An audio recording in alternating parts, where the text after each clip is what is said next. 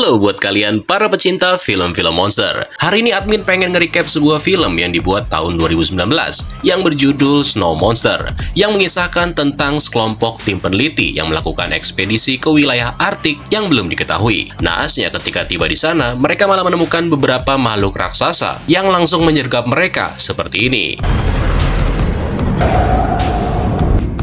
So kalau gitu nggak usah lama-lama, langsung aja kita ke alur ceritanya.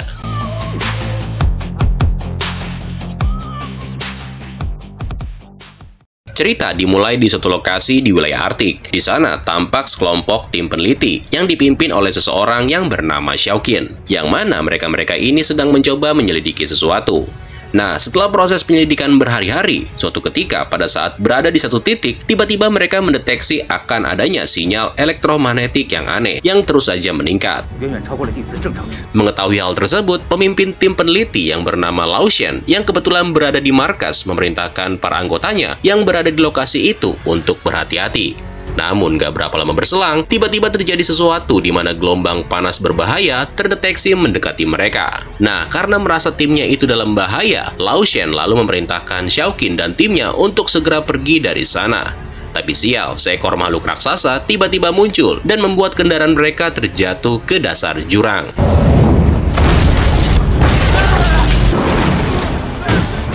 2 hari setelah kejadian itu, seseorang yang bernama Ren dimintai bantuan untuk mencari orang-orang yang hilang di kejadian sebelumnya. Awalnya Ren ini seperti nggak peduli. Namun setelah mendengar salah seorang korbannya adalah Xiaoqin, dia pun langsung menerima permintaan tersebut. Nah, dari sana berangkatlah si Ren bersama dengan beberapa orang yang juga akan menemaninya dalam pencarian itu. Selama perjalanan, kemudian dijelaskan bahwa 3 bulan yang lalu, Lao Shen memimpin tim ekspedisi untuk memeriksa fenomena aneh berupa penampakan energi panas yang terdeteksi satelit di area Arktik yang dikenal sangat dingin. Singkat cerita, setelah mengetahui dengan pasti lokasi para korban, Ren dan timnya memulai pencarian di area pertama kalinya Xiaoqin dan teman-temannya melakukan ekspedisi. Nah, setelah memeriksa cukup lama, akhirnya Ren dan yang lainnya berhasil menemukan jalan masuk dengan cara seperti ini.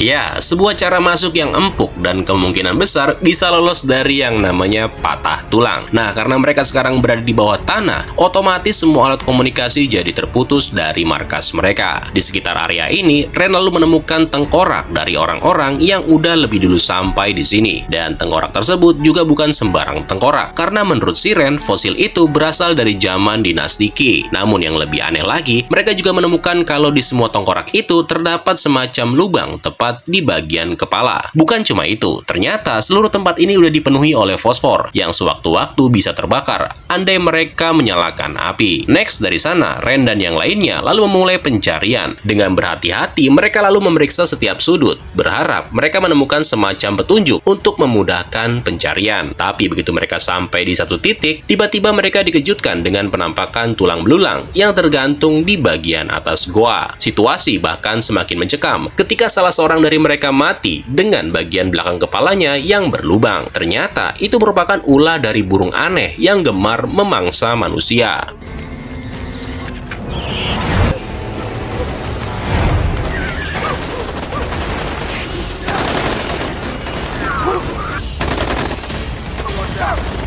Dalam kejadian itu, beberapa anggota menjadi korban.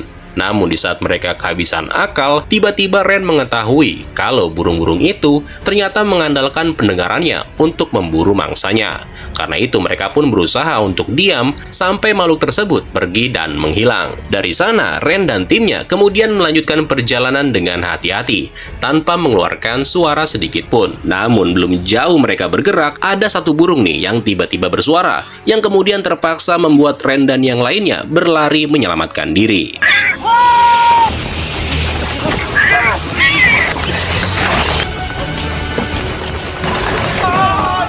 Setelah lolos dari sergapan burung-burung aneh, mereka tiba di lokasi bersalju.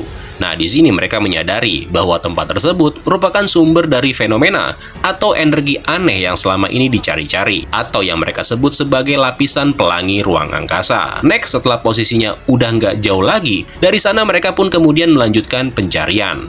Tapi di tengah jalan, tiba-tiba langkah mereka terhenti ketika melihat fosil makhluk raksasa yang berada di area tersebut. Bukan cuma itu, di sekitar, si Ren menemukan puing-puing kendaraan milik Xiaoqin, beserta sebuah kamera yang ketika diperiksa, rupanya kamera tersebut masih berfungsi. Ya, habis baterainya cuy. Setelah tahu kalau Xiaoqin kemungkinan masih hidup, dari sana mereka berniat untuk terus mencari. Tapi nggak berapa lama kemudian, Ren dan yang lainnya dikagetkan dengan kemunculan seekor makhluk yang muncul dari dalam lapisan es.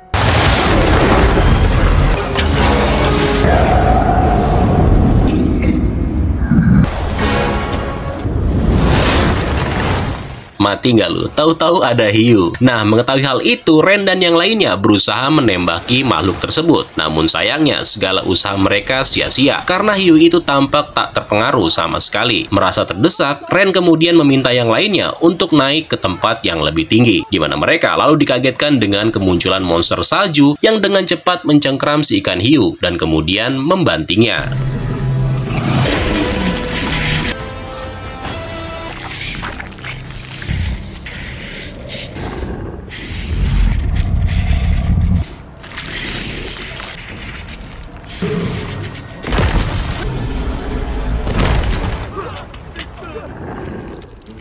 Nah, di saat semua orang lagi termenung melihat si monster memakan ikan hiu, tiba-tiba ada salah satu anggota yang nggak sengaja menembakkan senjatanya. Di mana hal itu kemudian memancing perhatian dari si monster salju.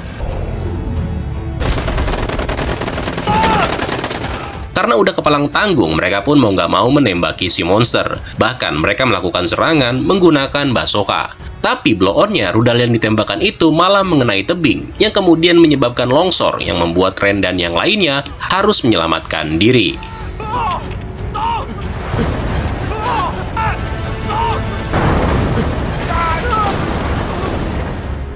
Setelah kejadian itu, Ren bersama dua orang yang lainnya yang selamat kemudian tersadar.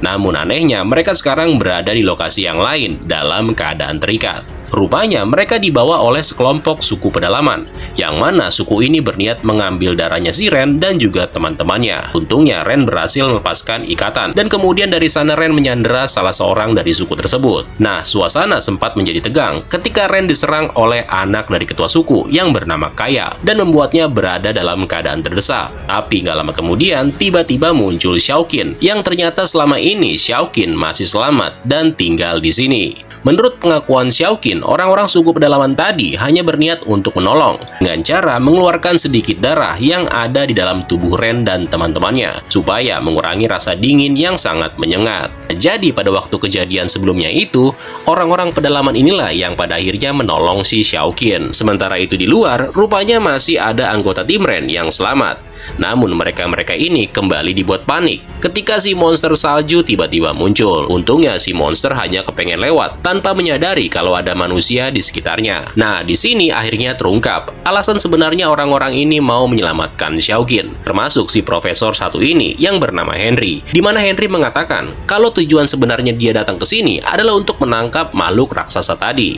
Dan kalau anggota yang tersisa ini berhasil melakukannya, maka dia akan memberikan imbalan yang setimpal. Dari sana kita pindah lagi ke Xiaoqin dan juga Ren yang terlihat lagi ngobrol perihal rencana apa yang akan mereka lakukan selanjutnya. Nah, terungkap bahwa si Ren, Xiaoqin dan juga si gendut ini dulunya pernah bekerja sama dalam mengungkap berbagai fenomena alam, termasuk menemukan tempat seperti ini. Namun suatu ketika Ren pada akhirnya memilih jalan yang berbeda dengan alasan dia yakin bahwa apapun yang mereka temukan nanti akan hancur apabila temuan-temuan itu diketahui oleh manusia yang nggak bertanggung jawab. Keesokan harinya, Ren, Xiaoqin, dan juga teman-temannya menghadiri upacara para suku pedalaman yang dipimpin oleh ketua suku yang merupakan seorang wanita. Upacara ini merupakan ritual yang diadakan di hari tertentu demi memanggil si monster salju yang dipercayai oleh suku tersebut sebagai makhluk suci. Singkat cerita, dipanggillah tuh monster, dan setelah muncul dari sana, ketua suku lalu memperkenalkannya kepada Ren dan teman-temannya. Bukan cuma itu, di sini Ren kemudian menyadari bahwa sebenarnya makhluk ini tuh nggak jahat, alias mempunyai perasaan yang sama seperti manusia. Tapi nih, di tengah momen itu terjadi, tiba-tiba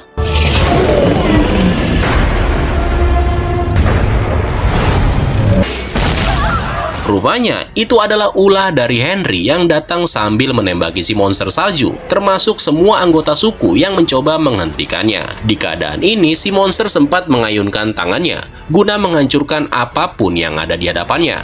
Namun rupanya makhluk itu nggak tega untuk melakukannya, karena bisa aja serangan tersebut mengenai orang yang nggak bersalah. Nah, memanfaatkan kesempatan itu, Henry kemudian menembakkan peluru kejut, yang dengan cepat membuat si monster terpaksa harus pergi menjauh. Setelah berhasil mengusir monster itu, Profesor Henry lalu menjelaskan alasan kenapa dia melakukan semuanya ini. Henry mengatakan kalau di dalam tubuh monster salju tadi, terdapat semacam gen misterius, yang mungkin bisa membuat dirinya kaya raya. Nah, dari sana Henry lalu membawa ketua suku, Xiaoqin dan juga Kaya turun ke bawah dan memintanya untuk pergi bersama mereka melihat si monster salju. Namun rupanya jalan yang mereka lewati ini adalah area dari kekuasaan hiu salju, di mana kemudian beberapa hiu monster muncul dan memangsa apapun yang dilihatnya.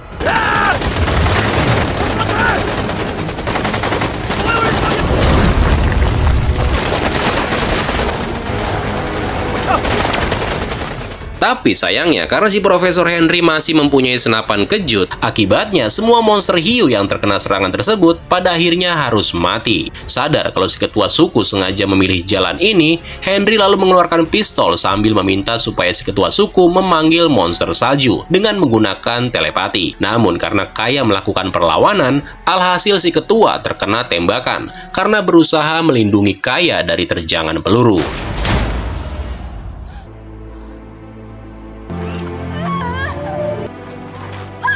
Apa yang baru aja terjadi itu rupanya malah membuat si monster salju merasakan hal yang sama seperti yang dialami oleh si ketua suku, di mana monster itu tiba-tiba muncul di hadapan semua orang.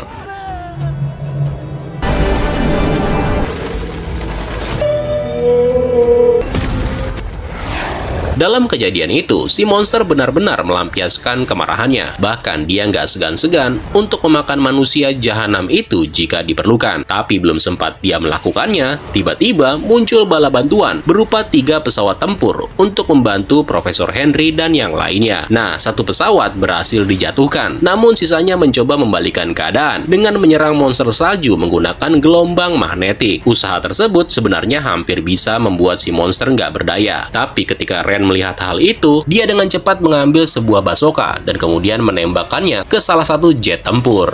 Nah, serpihan pesawat tersebut tanpa diduga mengenai Profesor Henry, yang kemudian membuatnya nggak bisa kemana-mana. Sedangkan 1 jet tempur yang tersisa tanpa ampun dihancurkan oleh si monster.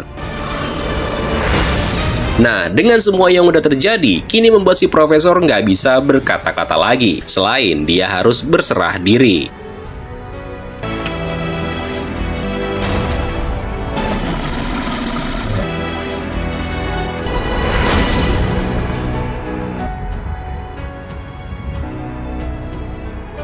Setelah semuanya berakhir, Ren, Xiaoqin, dan juga si gendut kemudian memutuskan untuk kembali pulang. Dalam perjalanannya itu, mereka kemungkinan sempat menyadari kalau ternyata udah terlalu banyak kehancuran yang disebabkan oleh manusia-manusia serakah, yang mana mereka nggak akan bisa membiarkan tempat-tempat seperti ini hidup dengan damai, yang ada malah dirusak dengan alasan melestarikan lingkungan. Sekian dulu untuk dongeng kita hari ini. Semoga kalian terhibur dengan ceritanya. Terima kasih buat yang udah nonton, dan sampai ketemu lagi di kesempatan selanjutnya. Keren lo semua. Ciao.